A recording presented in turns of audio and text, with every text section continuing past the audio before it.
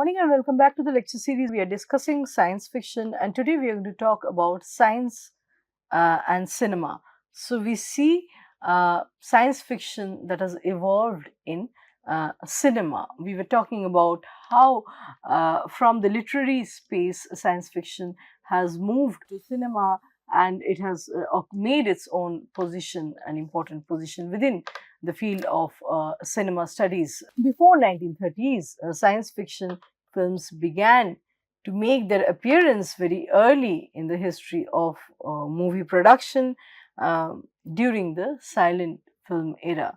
In 1902, George Méliès released Les Voyages dans la Lune, the first major film of the science fiction genre. Inspired by the novels of Jules Verne and H.G. Wells, it portrays a journey to the moon in a spacecraft launched by a powerful gun. So, this movie's space travel plot, formalist visuals, and innovative special effects influenced the future sci fi films. Metropolis was one of the most expensive silent films that was ever made. In 1910, Shelley's novel Frankenstein was brought to the film medium, which was also one of the early mergers of science fiction and horror. Although only 16 minutes in length, the film succeeded in producing a suitably dark mood and would be remade several times in the future. Another such horror movie, Dr. Jekyll and Mr. Hyde, was released in 1913. An early epic film that introduced underwater filming was a production of The 20,000 Leagues Under the Sea in 1916, which was based on the novel by Jules Verne. The 1920s saw distinctly different forms of science fiction films being produced in America and Europe. The European filmmakers employed the fictional elements and predictive aspects of science fiction with films such as Metropolis in 1926 and Die Frau im Mond in 1929, both from Germany. On the other hand, one sees that Hollywood embraces plots that are based on action sequences. So, movies during the 1930s provided an escape from the poverty of the Great Depression, and it was during this era that filmmaking experienced a golden age. Movies possessed a soundtrack now, and the extreme physical expression of the silent era was replaced by dialogue. The films were focused on the actors rather than the still primitive special effects. So, an exception was the 1933 release of King Kong, which included scenes of the giant ape battling biplanes atop the Empire State Building. So, most of the science fiction films focus on human drama instead of aliens, space travel, or disasters. So, influenced by Metropolis, the 1930 release of Just Imagine was the first feature length science fiction film by a US studio. However, the film was an expensive flop, and no studio after it would produce a feature length science fiction film at least until the 1950s. The British produced Things to Come in 1936, along with Metropolis, were some of the most influential films of the early period, which used special effects in order to evoke spectacle.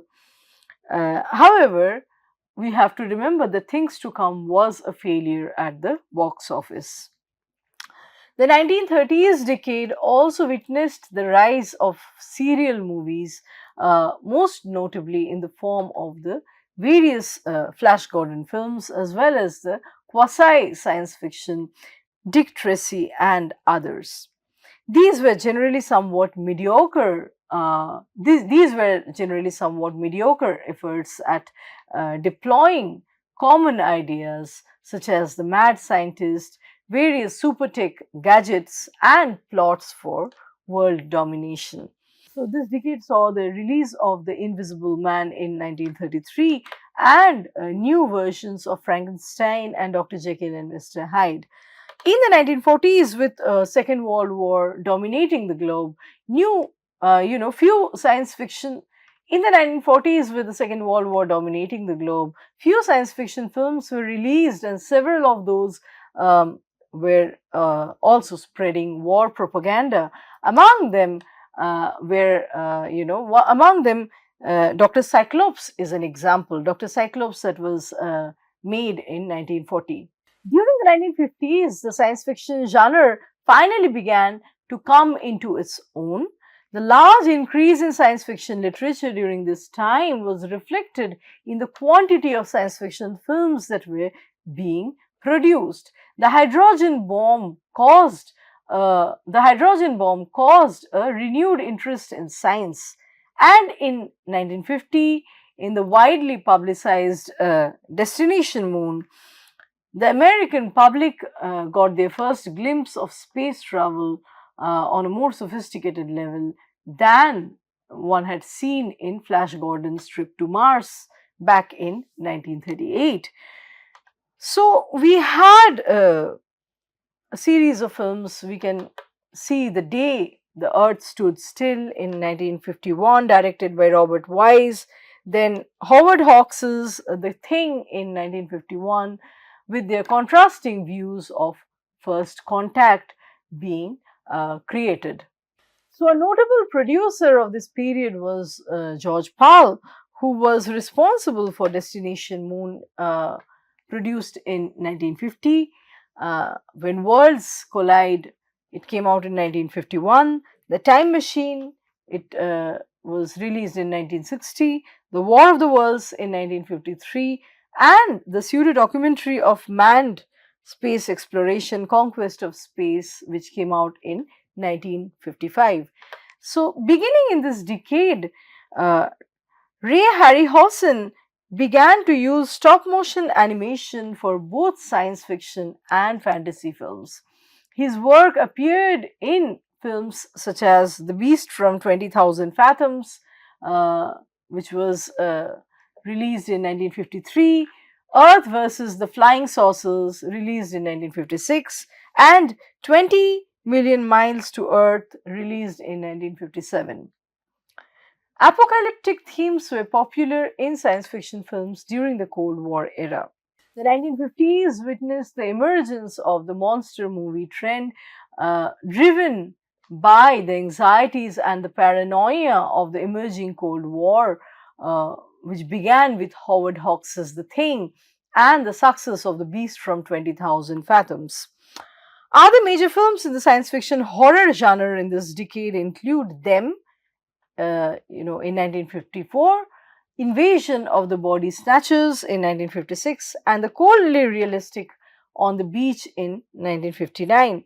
Other important films that are now considered classics were released in the mid 1950s, notably This Island Earth in 1955, which was the first film to show interstellar travel, and also Forbidden Planet in 1956, which was an inspiration for Gene Roddenberry's Star Trek. So, the 1950s were also the dawn of the space age, as humans had begun to venture in outer space, and a number of films from this period reflected a fear of the consequences of humans going out into the space. Among these were The Angry Red Planet, released in 1959, First Man into Space in the same year, and It, The Terror from Beyond Space in 1958, which is also considered as a precursor to the film Alien. Another popular theme from this period was, movies centering flying saucers, which reflected the prevalence of UFO sightings. One of the best known of these was Earth versus the Flying Saucers, which came out in 1956 with special effects by Ray Harryhausen. In the later years of the 1950s, the major American studios limited themselves to adaptations of classics by Jules Verne and H.G. Wells. Additionally, apart from War of the Worlds, these included 20,000 Leagues Under the Sea and Journey to the Center of the Earth. One of the most significant movies of the 1960s was 2001 A Space Odyssey, directed by Stanley Kubrick and written by Kubrick and Arthur C. Clarke. This movie was groundbreaking in the quality of its visual effects, its realistic portrayal of space travel, and in the epic and transcendental scope of its story. Science fiction movies that followed Space Odyssey would enjoy increasingly larger budgets and more improved special effects. So, 2001 Space Odyssey was not the only major science fiction film in the 1960s. The same year it was released, audiences were also thrilled by Planet of the Apes, which led to four sequels and a television series altogether. Earlier in the 1960s, Fahrenheit 451 was a social commentary on the freedom of speech and government restrictions. So, Kubrick's Doctor Strangelove or How I Learned to Stop Worrying and Love the Bomb merged political satire with comedy, while the chilling Lord of the Flies portrayed the fragility of civilization. The adaptations of H.G. Wells kept coming with filmic adaptations of The Time Machine and First Men in the Moon. The science fiction film ultimately went where no human had gone before, with Ursula Andress venturing inside the human body in Fantastic Voyage, which came out in 1965, and Jane Fonda displaying her sleek physique in the campy Barbarella. So, while not strictly following the science fiction tropes, the James Bond movies also include a lot of science fiction gadgetry. Now, the 1970s era, which witnessed manned trips to the moon, saw a resurgence of interest in the science fiction film.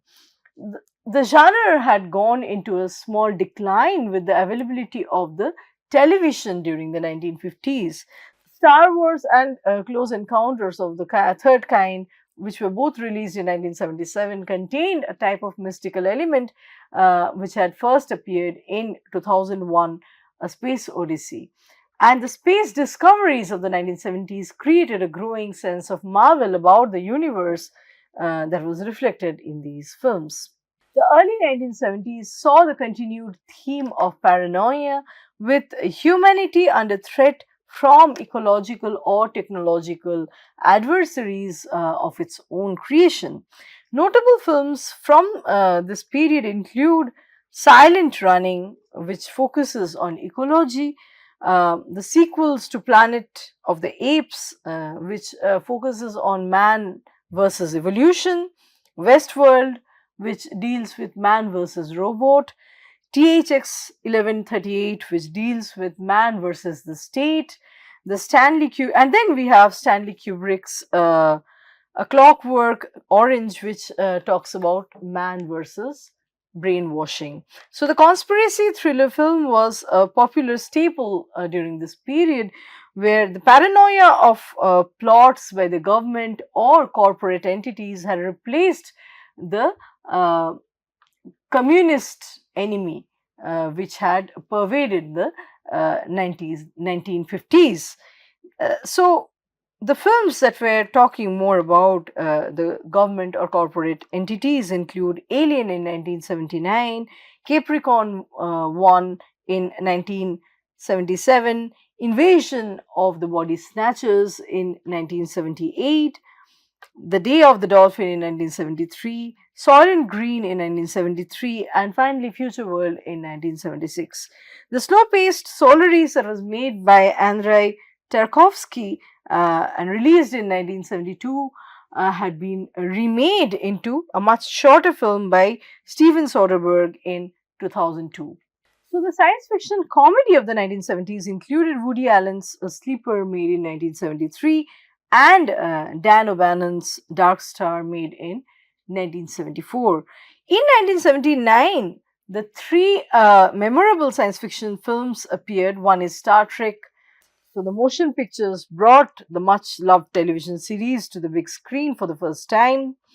Then we have Alien, create a spectacle through the screen monster, and time after time pitted H.G. Wells against Jack the Ripper, and it had an excellent script written by Nicholas Meyer. So the 1980s and later period saw the growth of animation as a medium for science fiction films. This was particularly successful in Japan, where the anime industry saw the production of films such as Akira in 1988 and Ghost in the Shell made in 1995. Uh, However, animated science fiction films such as Light Years made in 1988, The Iron Giant made in 1999, and Titan A made in 2000 did not draw a significant viewing audience. They performed in a very middling fashion, in a very, they were not extraordinarily remembered and received by the audience. However, anime has gradually gained a cult following, and from the mid 1990s onward, its popularity has been steadily expanding worldwide. In 1982, Blade Runner had a disappointing box office sales, and however, the film later gained status as a cult classic. Uh, Following the huge success of Star Wars, sci fi became bankable, and each major studio rushed their available projects into production. So, consequently, Star Trek was born as a movie franchise that continued all through the 1980s and 1990s. So, Ridley Scott's Alien established a visual styling of the future that became dominant in science fiction films through its sequels and through Stock's Blade Runner. Steven Spielberg's E.T. the Extraterrestrial became one of the best loved films of all times, and it also was a box office hit.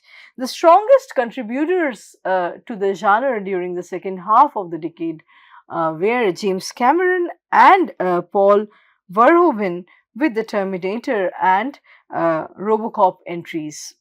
During the 1990s, the film The Matrix reflected a more postmodern dystopian worldview of the cyberpunk genre.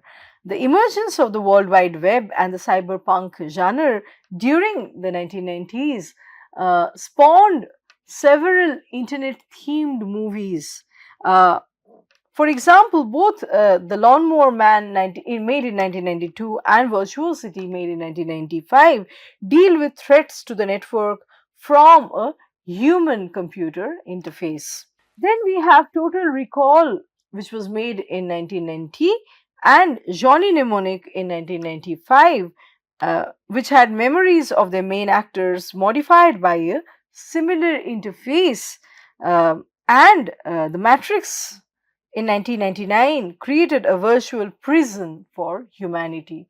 The internet also provided a ready medium for movie fandom who could more directly support or conversely criticize such media franchise film series as Star Trek and Star Wars. Both Armageddon, made in 1998, and Deep Impact, made in 1999, used the threat of a mass impact with the Earth. So, Independence Day is a 1996 film which recycled the 1950s alien invasion movie showing all consuming aliens. Uh, Advances in genetic science were also featured in the Jurassic Park, which was made in 1993, and the slow paced Gattaca, made in 1997. So, with the progression of the decade, computers played an increasingly important role in both the addition of special effects and the production of films. In the first decade of the 21st century, sci fi films seemed to turn away from space travel, whereas fantasy predominated.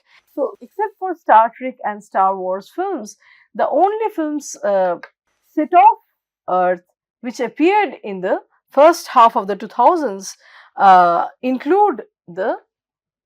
include Mission to Mars in 2000, which was poorly received, and then Serenity, uh, made in 2019, which was a continuation of Joss Whedon's television series Firefly, originally aired in 2002.